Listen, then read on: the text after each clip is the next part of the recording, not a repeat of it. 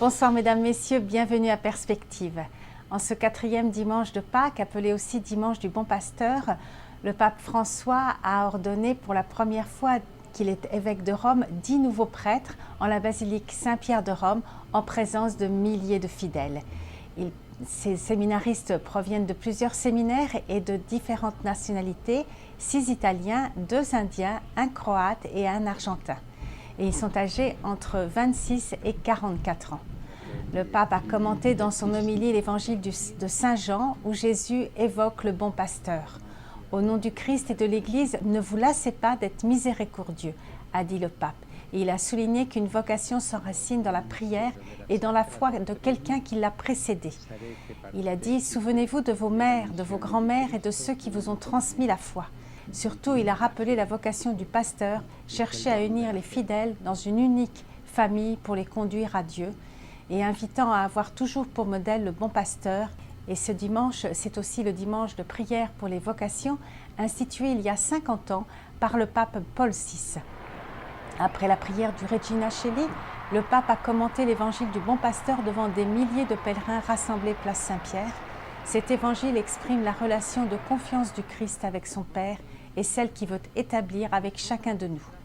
Interpellant les jeunes, il leur a demandé s'ils n'avaient jamais entendu la voix du Seigneur, les invitant à le suivre de plus près. Il leur a dit de demander à Dieu de les éclairer sur le choix de leur vie. Et le pape François lance un appel aussi aux croyants du Venezuela pour travailler à la paix et à la réconciliation. Il prie pour ce pays qui traverse une crise politique grave après l'élection du nouveau président. Et puis aussi le pape prie pour les victimes du séisme dans le sud-ouest de la Chine. Et en France, toujours en cette 50e journée mondiale de prière pour les vocations, le Service national pour l'évangélisation des jeunes et les vocations, organisme de la Conférence des évêques, lance un nouveau portail pour aider les jeunes à découvrir leur vocation. quelleestmavocation.com. Ce site offre des témoignages sur les différentes vocations dans l'Église, que cela soit être prêtre, religieuse, consacrée, mariée. Avec notamment une vidéo de Monseigneur Nicolas Souchu, évêque auxiliaire de Rennes, qui explique le mot vocation. Nous l'écoutons. Qu'est-ce que la vocation? Vocare, c'est un mot latin qui veut dire appelé. Et on peut dire que vocation peut avoir 2 sens principaux. Le premier, c'est de se dire, qu'est-ce que je veux faire dans ma vie? Quel est le sens que je veux donner à ma vie? Qui est-ce que je veux aimer? Comment est-ce que je veux manifester que je suis capable d'aimer et d'être aimé? Et donc cela peut se manifester en disant, tiens, moi je pense peut-être au mariage, ou bien je me sens appelé à une vocation plus particulière de prêtre, de diacre permanent, de religieux, de religieuse, soit dans la vie apostolique, dans la vie monastique, de laïc consacré. C'est le premier aspect de ce que peut vouloir dire le mot vocation. Et puis il y a un deuxième aspect dans la vie de l'Église, c'est que je veuille être prêtre, religieux, religieuse, ou que je veuille me marier, il me faut qu'il y ait quelqu'un qui me dise que je suis vraiment appelé à ça. Si je veux être prêtre, c'est l'Église, par l'évêque, qui va me dire qu'il m'appelle et qu'il m'ordonne prêtre ou diacre. Si je veux être religieux, religieuse, eh bien ce sera ma congrégation, mes supérieurs, qui me diront si je suis fait pour entrer dans cette congrégation.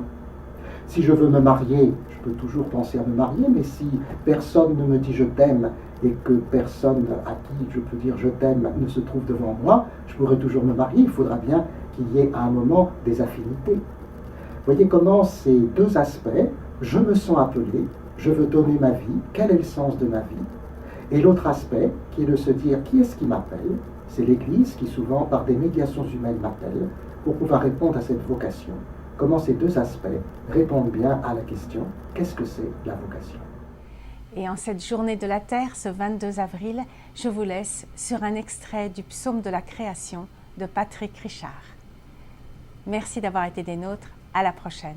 Dans les cieux devant toi, splendeur et majesté, par l'infiniment grand, l'infiniment petit, et par le firmament, ton manteau étoilé, et par frère soleil, je veux crier, mon Dieu, tu es grand, tu es beau, Dieu vivant, Dieu très haut, Tu es le Dieu d'amour